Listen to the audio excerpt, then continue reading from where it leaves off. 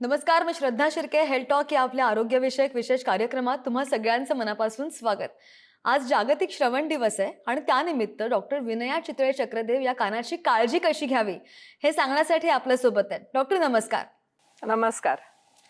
आणि डॉक्टरांचा मी थोडक्यात परिचय करून देते. डॉक्टर विनया चितळे या कान नाक घसा या शिक्षणामध्ये अमेरिकन बोर्डाच्या पदवीधर असून त्या तज्ज्ञ आहेत. त्यांनी कोलंबिया युनिव्हर्सिटी या न्यूयॉर्कमधल्या प्रसिद्ध फौलर मेमोरियल लॅबमध्ये 1 वर्ष mechanical of hearing in human year यावर सुद्धा रिसर्च केलेला आहे. आणि सध्या वाढत्या ध्वनी प्रदूषणामुळे कानाची विशेष काळजी घेण्याची फार मोठी गरज आहे. नाहीतर 50 नंतर एका अख्ख्या जनरेशनला कायमची ऐकण्याची बाधा होईल आणि त्यावेळी यावर काही उपाय सुद्धा नसणार आहे, इलाज सुद्धा नसणार आहे. श्रवण दोषाच्या इयरली डिटेक्शन डिझाईनसाठी त्यांनी एअरवेल हे मोबाईल ॲप केलेलं आहे आणि ज्यामुळे 200 रुपयांमध्ये कानाच्या ऐकण्याची तपासणी करता येते.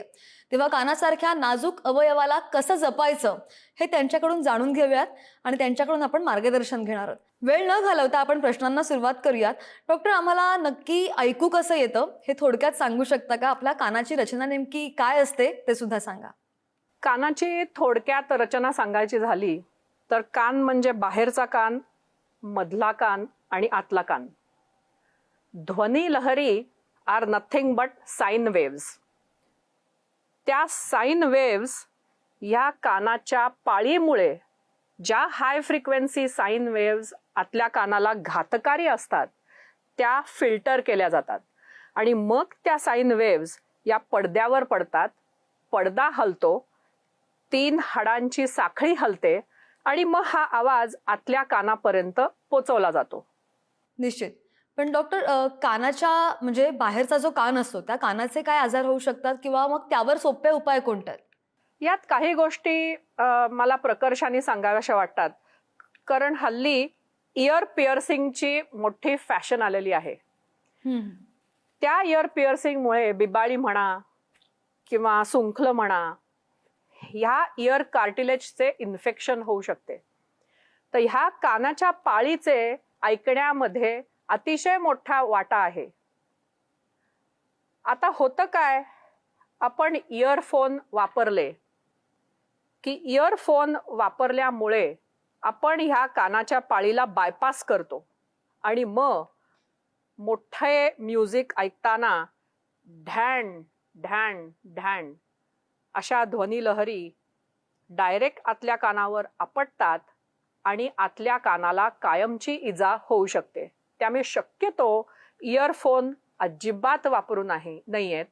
ज्यांना जॉबमुळे कॉल सेंटर्समध्ये जे काम करतात त्यांनी इयरफोनच्या ऐवजी जर हेडफोन वापरला तर हेडफोनमुळे आतल्या कानाला थोडेसे तरी संरक्षण मिळेल असे मला वाटते. डॉक्टर, पण मधल्या कानाचे सुद्धा काही आजार होऊ शकतात का आणि त्यासाठी मग ते टाळण्यासाठी काय करता येईल? अजून एक बाहेरच्या कानाची गोष्ट सांगावीशी वाटते की बाहेरच्या कानाची जी त्वचा असते ती अतिशय नाजूक असते.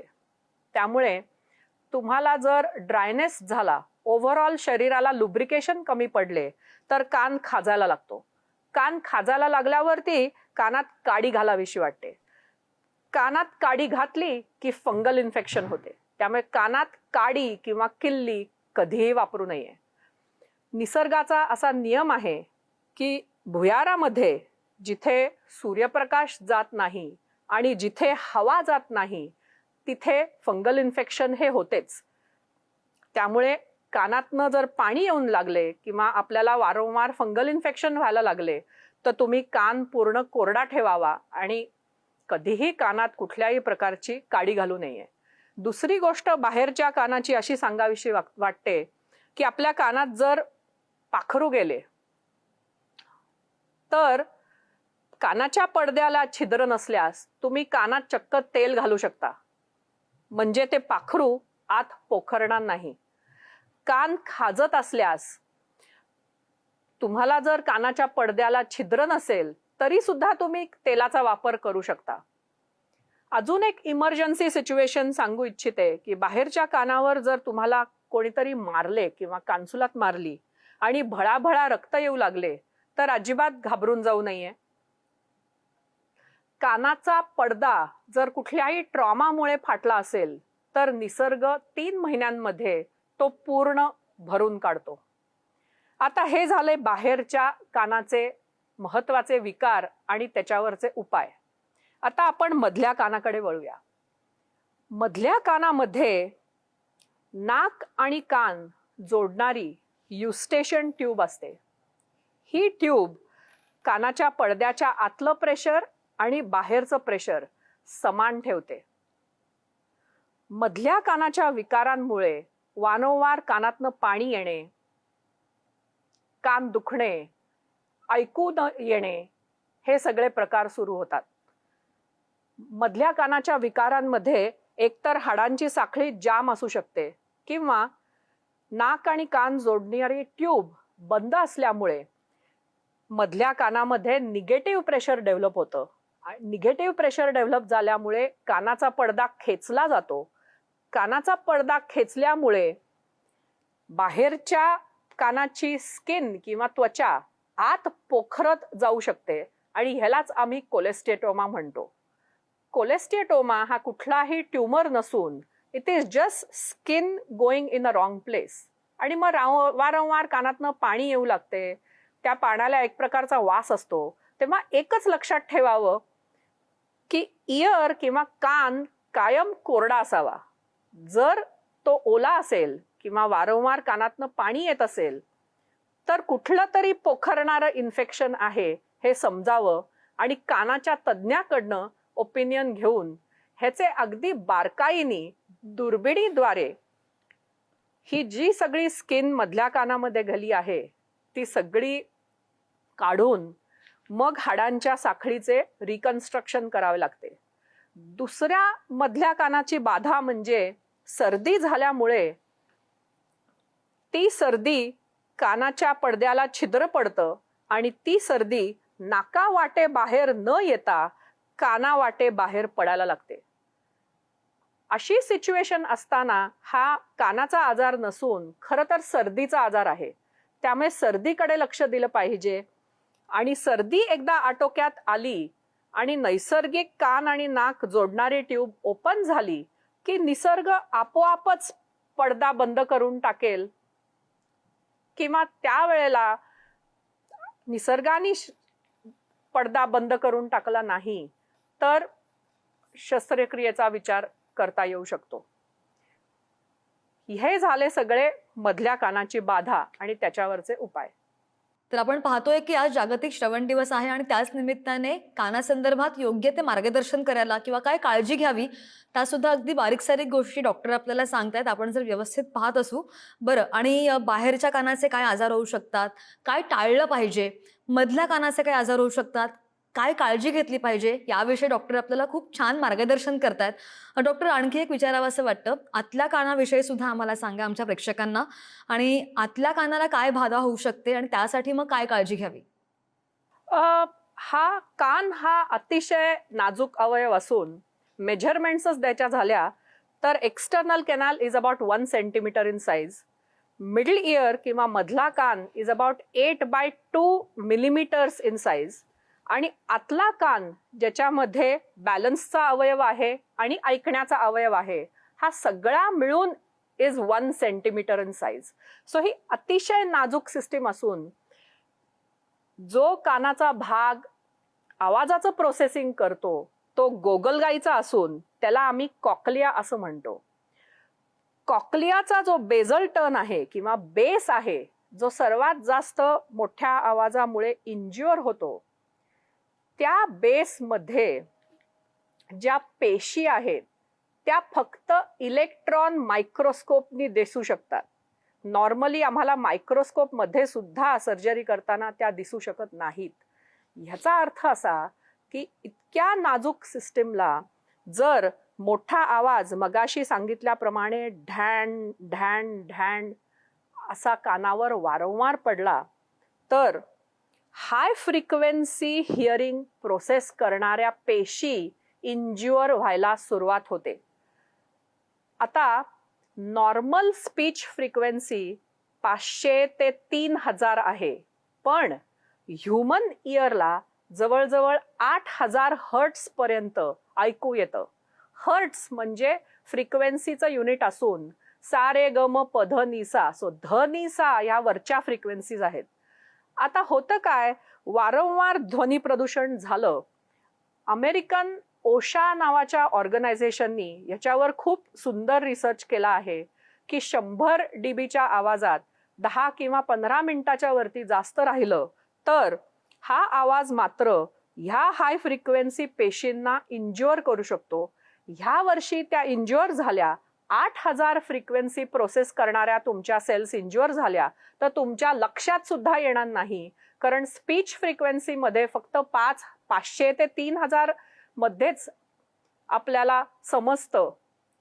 पण पुढच्या वर्षी 8000, मग 6000, मग 4000 अशा जेव्हा पेशी इंज्युअर होऊन ती बाधा स्पीच फ्रिक्वेन्सीला जेव्हा अफेक्ट करेल तेव्हाच लक्षात येईल की आपल्याला कानाला ऐकण्याची बाधा झाली आहे. पण तोपर्यंत फार उशीर झाला असेल, कारण loud noise is like poison to the inner ear. आणि एकदा का मोठ्या आवाजामुळे आतल्या कानाच्या ऐकण्याच्या पेशींचं डॅमेज झालं की it is a permanent damage. त्याला कुठलंही औषध नाही आणि त्याला कुठलीही सर्जरी नाही. त्यामुळे फार उशीर झाला असेल. म्हणून तुम्ही मगाशी म्हटल्याप्रमाणे ह्याचा जर आज अवेअरनेस आला नाही तर we will have an entire generation in their 50s that will not be able to hear, that will not be able to communicate. आणि असा हा मोठा प्रॉब्लेम होऊन बसेल. निश्चित. तर आपण पाहतोय की डॉक्टर आपल्याला काय काय करावं आणि काय काय नाही करावं या कानासाठी, कानाची काळजी घेण्यासाठी ते सुद्धा मार्गदर्शन करतायत. डॉक्टर, अगदी 2 ते 3 दिवसांपूर्वीची गोष्ट आहे. एक बातमी आली होती की डॉल्बीच्या आवाजामुळे एक व्यक्ती होती, त्यांच्या कानाचा असा प्रॉब्लेम झाला की म्हणजे त्यांना कळेच ना. त्यांच्या कुटुंबियांशी सुद्धा आपण बोलायचा प्रयत्न केला, पण काय झालंय हे नक्की त्यांना माहितीच नाही. अगदी गोंधळ उडाला. त्यापुढे त्यालाच धरून माझा प्रश्न असा आहे, आता जर वाढतं ध्वनी प्रदूषण आहे, तर आपल्या कानाला काही बाधा झाली आहे, हे चेक करण्यासाठी स्वस्तामध्ये कोणते ऐकण्याची तपासणी आहे का आपल्याकडे? ॲब्सोल्युटली आहे. इनॉथ नावाच्या नॉट फॉर प्रॉफिट ऑर्गनायझेशन तर्फे आम्ही भरपूर गेले काही वर्ष रिसर्च चालू आहे. आणि ह्या रिसर्चमध्ये सध्या आम्ही हिअर वेल नावाचं मोबाईलवरती ॲप तयार केलं आहे. तर ह्या ॲपमध्ये 3 गोष्टींची सुविधा आहे. नंबर 1 म्हणजे अगदी 200 रुपयामध्ये टेस्टिंग अवेलेबल आहे. कारण ही टेस्ट, अफोर्डेबल टेस्ट डिझाईन करण्याचं कारण असं की आत्ता जर तुम्ही ऑडिओमेट्री आणि ENT कन्सल्टंटची फी बघितली तर जवळजवळ 1500 ते 2000 रुपये पेशंटचा खर्च होतो. तर ही गोष्ट अफोर्डेबल कशी करायची? ध्वनी प्रदूषणामुळे तुम्हाला बाधा झाली आहे हे कसे कळणार? तर त्यासाठी हिअरवेलमध्ये टेस्टिंगचा ऑप्शन आहे. जर टेस्टमध्ये तुम्ही ती टेस्ट, ऐकण्याची तपासणी पास झाला नाही तर काउन्सिलिंगचा ऑप्शन आहे. ह्याचा अर्थ असा की एखाद्याचा जर नातेवाईक आला असेल तर ज्याला ऐकू येत नाहीये म्हणजे नेमके काय होतंय, हा अमिताभ बच्चनचा आवाज त्याला कसा ऐकू येतोय ह्याचं सिम्युलेशन त्या ॲपमध्ये आहे. सो ह्याला आम्ही काउन्सिलिंगचा भाग म्हणतो. आणि तिसरं म्हणजे माइल्ड आणि मॉडरेट हिअरिंग लॉससाठी त्याच्यात कॉम्पन्सेशन अवेलेबल आहे. म्हणजे हिअरिंग एड न वापरता जर आपल्या कानाला बाधा झाली असेल तर साऊंडची क्वालिटी इम्प्रूव्ह करता येते, प्रोसेस्ड साऊंड तुम्हाला प्रोव्हाइड करता येतो आणि कामामध्ये बाधा येत नाही. आता मगाशी म्हटल्याप्रमाणे एखाद्याला जर मोठ्या आवाजात त्रास झाला किंवा अचानक ऐकू येण्याचे बंद झाले किंवा डीजेच्या शेजारून गेलो आणि कानात आवाज सुरू झाला तर त्यांनी पहिल्या 8 दिवसामध्ये ट्रीटमेंट घेतली पाहिजे. अचानक ऐकू बंद झाले इज अन इमर्जन्सी आणि ह्याला हाय डोस स्टेरॉइडचे इंजेक्शन अवेलेबल आहे. डेक्सामेथाझोन इन 24 मिलीग्रॅम इन 1 ml जे आम्ही अमेरिकेत वापरतो. तर पहिल्या 8 दिवसामध्ये हे इंजेक्शन दिले तर त्याला परत ऐकू येण्याचे चान्सेस जास्त आहेत. त्यांनी लवकरात लवकर तज्ज्ञांचा संपर्क घ्यावा, कानाच्या तज्ज्ञाकडे जावे, दुर्लक्ष करू नये. अच्छा. नाही बरोबर आहे. अगदी मुलाचा सल्ला कारण की कान अत्यंत नाजूक अवयव आहे आणि इलाज होणं आवश्यक आहे. बरं इलाज आहेत का? तर आहेत. पण योग्य सल्ला घेतला तर आणि त्याच संदर्भात डॉक्टर आपल्याला मार्गदर्शन करतायत. डॉक्टर आणखी एक विचारावसं वाटतं लहान मुलांचं जर झालं म्हणजे शाळेत शिकणारी जी मुलं आहेत, विद्यार्थी आहेत या शालेय शिक्षण घेणाऱ्या मुलांचं ऐकण्याची तपासणी आवश्यक आहे, असं आपण जेव्हा म्हणत होतो, मगाशी आपण म्हणालात, असं आपण का म्हणता नेमकं? ॲब्सोल्युटली. आता स्कूल हिअरिंग चिल्ड्रनमध्ये किंवा चाइल्डहूड हिअरिंग लॉस जगभरामध्ये जगभराचं पर्सेंटेज साधारण 6 ते 9% आहे. पण हिअरवेल वापरून जेव्हा आम्ही पुण्यातल्या 2000 शालेय मुलांचं टेस्टिंग केलं तेव्हा ते पर्सेंटेज जवळजवळ 10 ते 12% आढळलं. सो आपण जेव्हा मुलाला शाळेत भरती करतो तेव्हा त्याला नक्की ऐकू येतं आहे का हे बघण्यासाठी अमेरिकेमध्ये स्टेट लॉ आहे. सो पहिलीतल्या मुलाला आणि चौथीतल्या मुलाचे टेस्टिंग हे झालेच पाहिजे. शालेय मुलांचे टेस्टिंग आम्ही जर ते त्यांचे स्कूल ID घेऊन आले तर वी आर ओनली चार्जिंग ₹100. तर ह्याचा फायदा करून घ्यावा. कारण मुलांना नक्की ऐकू येतंय का नाही हे बघितल्याशिवाय आपण इनपुटच बघितले नाही तर त्यांच्याकडनं आउटपुट एक्सपेक्ट करून कसं चालेल. माइल्ड आणि मॉडरेट हिअरिंग लॉस असेल तर तो शिक्षकांच्या लक्षात येणार नाही, पालकांच्या लक्षात येणार नाही. असे मूल अभ्यासात कॉन्सन्ट्रेट करू शकणार नाही. त्याची स्पीच आणि लँग्वेज डेव्हलपमेंट अफेक्ट होईल. त्याला मार्क कमी पडायला लागतील. तो मागच्या बक्क्यावर बसायला लागेल. मग आपण म्हणू त्याला बिहेवियरल प्रॉब्लेम्स आहेत. तर हे सगळे लेबल करण्याच्या आधी त्याची कानाची तपासणी होणे, त्याला नक्की ऐकू येतंय का हे जाणून घेणे फार गरजेचं आहे. अच्छा डॉक्टर मगाशी जसं आपण तुमचा परिचय पाहत होतो तेव्हा तुम्ही इयरवेल चा उल्लेख केलात. तर त्याबद्दल सुद्धा आमच्या प्रेक्षकांना तुम्ही सांगू शकाल जे मोबाईल ॲप आहे त्या संदर्भात? हो. सो हिअर वेल हे बेसिकली कानाच्या ऐकण्याचं स्क्रीनिंग करण्यासाठी ॲप डिझाईन केलेले आहे. ते त्याच्यात जसं मी म्हटलं तसे 3 भाग आहेत. टेस्टिंग, काउन्सिलिंग आणि कॉम्पन्सेशन. सो त्याचा फायदा घेऊन ज्यांना रोजच्या आयुष्यामध्ये मोठ्या आवाजाच्या जे काय कोणी संपर्कात येत आहेत, मग ते ड्रायव्हर असू दे, कंडक्टर असू देत, फ्रिक्वेंट विमान प्रवास करणारे असू देत किंवा कॉल सेंटरमध्ये काम करणारे असू देत किंवा इव्हेंट मॅनेजर असू देत किंवा ट्रॅफिक पोलीस असू देत, ह्या सगळ्यांनी ह्या हिअरवेलचा फायदा करून आपल्याला कानात ऐकण्याची बाधा नाही ना, आपले हाय फ्रिक्वेन्सी हिअरिंग डॅमेज झाले नाही ना, हे आता बघायलाच हवे. अच्छा. पण डॉक्टर आज जो जागतिक श्रवण दिन आहे त्या संदर्भात मला तुम्हाला विचारायचंच आहे. मात्र त्या अगोदर तुम्ही जो उल्लेख केलात, की हे फक्त ₹200 ऐकण्याची तपासणी आपण करू शकतोय. तर मला हे विचारायचं आहे, की म्हणजे तुम्हाला इतका दांडगा अनुभव आहे म्हणजे असंख्य पेशंट्स जे असतील तुमच्या हाताखालून गेलेले असतील. काय नेमका एज रेशिओ असतो? म्हणजे लहान मुलांना सगळ्यात जास्त कानाचे विकार होतात, की म्हणजे काय एज रेशिओ असतो basically? But childhood hearing loss is more associated with congenital hearing loss. आणि जरी न्यूनेटल हिअरिंग टेस्ट केली असेल तरी नंतर सुद्धा जसं मी म्हटलं तसं पहिलीमध्ये किंवा चौथीमध्ये वयाच्या 6व्या वर्षाला किंवा 9व्या वर्षाला तो चाइल्डहुड हिअरिंग लॉस दिसून येऊ शकतो. सो म्हणून शालेय मुलांची तपासणी ही केलीच पाहिजे. अच्छा. पण त्याचबरोबर आम्ही जानेवारीच्या शेवटच्या आठवड्यामध्ये पुण्याच्या पोलीस हेडक्वार्टरमध्ये जाऊन पोलिसांचे टेस्टिंग केले. आता मी मगाशी म्हटल्याप्रमाणे शालेय मुलांचे हिअरिंग टेस्टचा फेल्युअर रेट आम्हाला 10 ते 12% आढळला. तो सुद्धा जागतिक पर्सेंटेजपेक्षा 6 to 9% पेक्षा जास्त आहे. पण पोलिसांसाठी जेव्हा हिअरिंग टेस्ट केली हिअरवेल वापरून तेव्हा असं लक्षात आलं की त्यांच्यात फेल्युअर रेट 2 to 3 टाइम्स जास्त आहे. त्यामुळे जे पोलीस आपल्याला बंदोबस्त देतात, जे पोलीस ट्रॅफिक कंट्रोलमध्ये मदत करतात, जे पोलीस कुठले इन्सिडन्स झाला तर आपल्याला मदत करायला येतात, जे ध्वनी प्रदूषणामध्ये काम करतात, त्यांच्या सर्व्हिसेस देतात, त्यांची पण आता काळजी घेण्याची वेळ आलेली आहे.